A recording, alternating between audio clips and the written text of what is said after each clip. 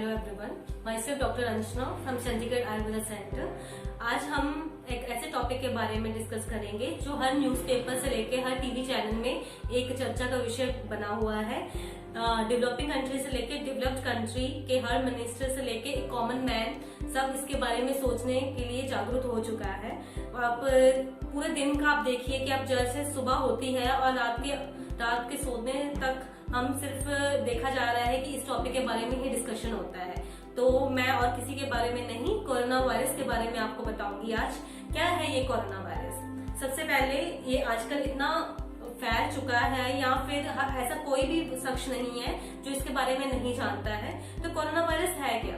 Corona virus क्या है? एक ज़ूनोटिक वायरस है, मतलब ये एनिमल से ह्यूमंस में फैल रहा है। इस क्यों फैल रहा है? क्योंकि एक नोवेला कोरोना वायरस फैमिली से है, एक मतलब कोरोना वायरस की फैमिली से एक नोवल कोरोना वायरस है जो कि है जिसके होने से मतलब एक इन्फेक्शन डिजीज है जिसमें पूरा रेस्पिरेटरी ट्रैक्ट से लेकर मल्टी ऑर्गन फेलियर तक हो सकता है। तो इसमें मुख्य सिम्टम्स क्या है? मतलब मैं आपके दर्शकों को यही बताना चाहूंगी कि आपको कैसे लगेगा अगर मतलब आपको कोरोना वायरस से पीड़ित है कि नहीं है। सबसे पहले कोरोना वायरस में आपको कफ कोल्ड एक नॉर्मल वायरल की तरह ही होता है। आपको कफ मतलब खांसी आती है, जुकाम होता है, फीवर आता है और यहाँ तक कि आपकी जो सांस लेने में भी दिक्कत आती है। तो इन सब के हमें ये इंक्यूबेशन पीरियड इसका मेनली है 4 to 15 डेज। मतलब अगर आपको लगातार 4 से 15 दिन में ऐसा कुछ लग रहा है कि आपको लगातार कोल्ड हो रहा है या फिर आपको फीवर चढ़ रहा है और आपको सांस लेने में दिक्कत आ रही है, तो आप बिल्कुल भी देरी मत कीजिए। आप अपने किसी भी डॉक्टर के साथ या किसी लैब में जाके इसका टेस्ट करवाइए। मैं अपने दर्शकों को यही बताना चाहूंगी कि आपको ज्यादा से ज्यादा इससे बचने के लिए आपको घर पे ही बहुत चीजें मिल सकती हैं, जैसे कि हल्दी हो गया और गार्लिक हो गया। तो इन चीजों का सेवन करना स्टार्ट कर दीजिए।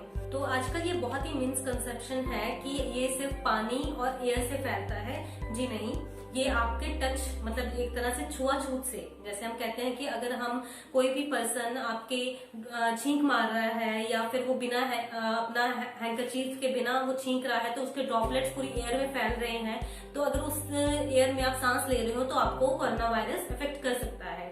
इसलिए यही बोला गया है कि आपको कहीं भी आप बाहर से आते हो या खाना खाने से पहले या फिर कहीं भी आप जाके कोई भी चीज को छूते हो तो उसके बाद बार बार हाथ धो, अपने उसको सैनिटाइज करें। अब बार बार हाथ धोने से ये बहुत ज्यादा आपको मतलब इससे बच सकते हैं।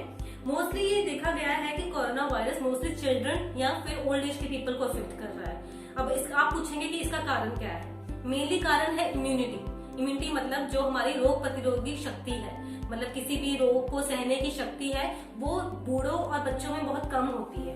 क्यों कम होती है? बिकॉज बूढ़ों में क्योंकि उनका एज फैक्टर के कारण और बच्चों में क्योंकि वो अभी डेवलप हो रहे हैं, मतलब वो बढ़ रहे हैं, ग्रोइंग एज में है। तो आपकी अगर कोई भी बंदा इम्यून है, मतलब कोई भी ऐसे है कि उसकी इम्यूनिटी बहुत स्ट्रांग है, वो उसका खाना पीना अच्छा है या फिर वो पूरा हेल्दी फूड खा रहा है, तंदुरुस्त है, तो उसको ये कोरोना वायरस अफेक्ट नहीं करेगा। मोस्टली उनको अफेक्ट करता है जो वीक है या फिर खाना पीना खाली पेट जा रहे हैं या खाली पेट बहुत टाइम तक रुक रहे हैं। तो मैं यही बोलना चाहूंगी कि अपने किसी भी स्टूडेंट लाइफ में या फिर ऑफिस में कि अगर आप सुबह अपने घर से निकल रहे हो तो कुछ ना कुछ खा के निकलिए, क्योंकि खाली पेट ये जो है कोरोना वायरस बहुत जल्दी इनको एरिया मिल जाता है फैलने के लिए। तो आप हमेशा अपना कुछ खा के जाएं, अपने घर से निकलें। और इसके अलावा आप क्या कर सकते हो? इसके अलावा आप हल्दी का दूध पी सकते हो। हल्दी आप अपनी वेजिटेबल्स या फिर अपने खाने में यूज कर सकते हो। काली मिर्च का सेवन, आप खाली पेट काली मिर्च का सेवन करिए रोज। और आप गार्लिक मतलब जो हमारा लहसुन होता है उसकी 1 या 2 क्लोव्स आप रोज खाइए। इससे और तुलसी, जैसे हम तुलसी होती है हमारे जो सबसे ज्यादा हम कहते हैं एंटीसेप्टिक, एंटी इन्फ्लेमेटरी, सब बहुत अच्छी एंटीबायोटिक का काम कर रही है, तो आप वो लीजिए, उसका सेवन करिए। तो आप ज्यादा से ज्यादा जो फ्रेश वेजिटेबल्स हैं वो खाइए। आप जो आपको ताकत प्रोवाइड करती हैं वो मेडिसिन खाइए। जैसे हमारे क्या कहते हैं चंडीगढ़ आयुर्वेदा सेंटर में भी हमने एक किट बनाई है, कोरोना वायरस किट। तो इसमें क्या क्या है? हमारे पास त्रिकटु सिरप है, हमारे पास गार्लिक के कैप्सूल्स है, डिटॉक्स है और हमारे पास शीतधरा है। तो ऐसी है। कफ को टैबलेट्स है, बिकॉज इसमें क्या होता है कि आपको कफ कोल्ड वगैरह बहुत ज्यादा होता है, तो उसके लिए हम कफ को टैबलेट्स है, इसमें सारी मुलट्ठी वगैरह डली हुई है, तो इसका सेवन आप सुबह एक शाम को करें तो आप इससे बच सकते हैं। ये किट जरूरी नहीं है कि आप सिर्फ उनको ही दें जो इससे अफेक्ट हो सके, एक प्रिवेंटिव तौर पे भी इस किट का इस्तेमाल कर सकते हो आप रोज गार्लिक कैप्सूल, आप एक कैप्सूल खाइए, ये इम्यूनिटी बिल्डअप करेगा, जिससे आपको इफेक्ट बहुत कम करेगा। मोस्टली हम देखते हैं कि देखा है कि केसेस की जो चाइना में बहुत ज्यादा फैल चुका है और अब ये भारत में भी आ रहा है, तो इसके लिए हमें प्रिवेंटिव मेजर्स तो ऑफ कोर्स लेने ही होंगे।